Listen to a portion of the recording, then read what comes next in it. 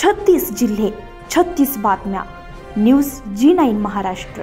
उत्तर तुमच्या प्रश्नांचे.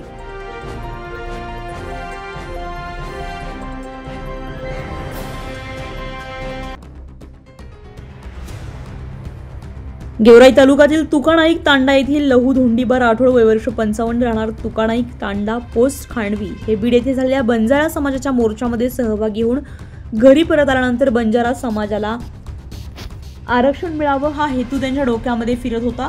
त्यांच्या मुलाला भरपूर शिकून देखील नोकरी लागणार नाही असे विचार त्यांच्या डोक्यामध्ये घोळत होते.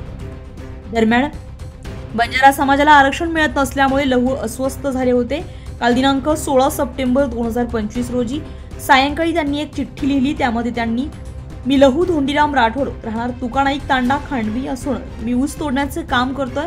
माझा मुलगा मला खूप शिकलेला आहे, तरी आरक्षण नसल्यामुळे त्याला नोकरी लागत नाही, म्हणून मी आत्महत्या करत आहे, अशा प्रकारची चिठ्ठी लिहून सायंकाळी 4:30 ते 5च्या सुमारास आपल्या घराजवळील विद्युत पंपासाठी वीज वाहिनीवरून घेण्यात आलेल्या केबल वायर हातात धरला.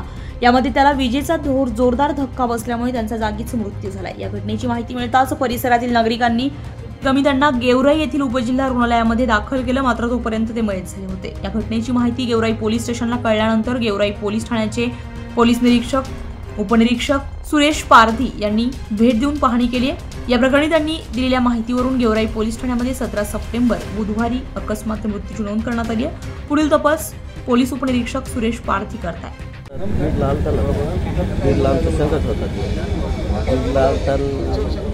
आला मग काय सोमवारी बीडला आला, मंगळवारी तर काल समजा आम्ही सकाळपासूनच त्याचं म्हणजे असं डोकं थोडं हेच झालं काल परवा दिवशी.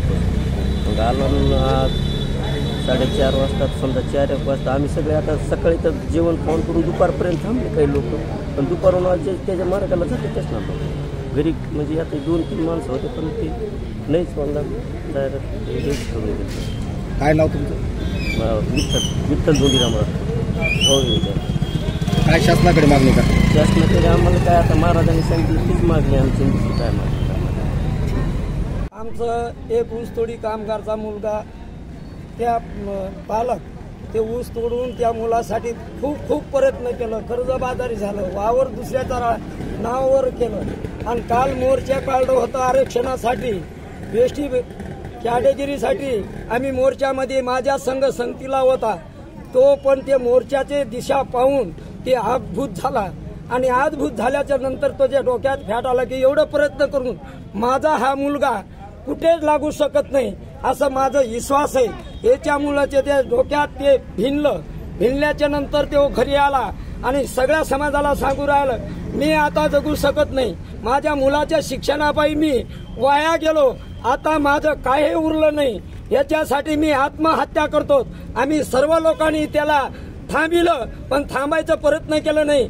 ज्याच्या ज्याचे संगतीला लोक होते ते सगळे ज्याच्या कामकाजासाठी ते निघून गेले आणि त्याची पत्नी व त्याची एक लहान भावाची बायको संघ होती आणि ते मोप धरायचा प्रयत्न केलं. त्यांनी त्यांना चकलांडी देऊन शेजारी लाईटचा पोल होता आणि पोलवर येऊन वर गेला आणि वर घेऊन डायरेक्ट तारीला धरला आणि खाली हात धरला.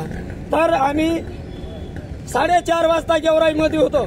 त्या आमच्या एका बहिणीने फोन केला की अशी घटना घडली, तिथं जाऊस तर इथं दवाखान्यात आणूस तर हा माणूस जाग्याच गेला. काय शासनाकडे मागणी करा? शासनाकडे अशी मागणी आहे, आमची मागासवर्गीय लोक भटके विमुक्त जाती जमातीचे लोक आहेत, आम्ही ऊसतोड कामकार करून पोट भरतो. हे आमच्या मुलाबाळासाठी काही आम्हाला मालभूत भेटत नाही, या नोकरी वर्ग काहीच मिळत नाही, मानधन काहीच भेटत नाही. याच्यासाठी हे आत्मदान करायची ही वेळ आलेली.